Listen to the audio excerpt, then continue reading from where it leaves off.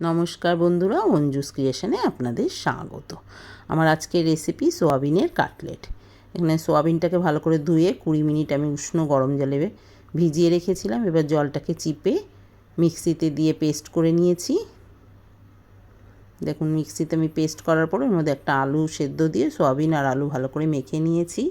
এবার একটু পেঁয়াজ কুচি, একটু লঙ্কা কুচি, একটু রসুন কুচি, সামান্য একটু হলুদ, স্বাদমতো লবণ, আদা বাটা, ধনেপাতা কুচি আর একটু ভাজা মশলা, ধনে জিরে শুকনো লঙ্কা শুকনো খোলায় ভেজে গুঁড়ো করে নিয়েছি, দিয়ে সব একসঙ্গে ভালো করে মেখে নিয়েছি।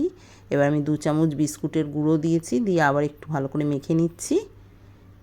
এবার আমি কাটলেটগুলোকে সব তৈরি করে নিয়েছি। এবার একটা বাটির মধ্যে 2 চামচ ময়দা, 1 চামচ কর্নফ্লাওয়ার, একটু লবণ আর একটু জল দিয়ে একটা ব্যাটার তৈরি করে নিয়েছি।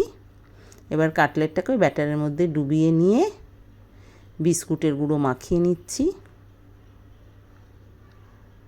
দেখুন, বিস্কুটের গুঁড়ো মাখিয়ে নিয়েছি। এবার কড়াইতে সাদা তেল দিয়ে আমি কাটলেটগুলোকে ভেজে নিচ্ছি। কাটলেটগুলো ভেজে তুলে নিয়েছি। দেখা হবে আবার নতুন কোনো রেসিপি নিয়ে। সবাই ভালো থাকবেন, সুস্থ থাকবেন। ধন্যবাদ।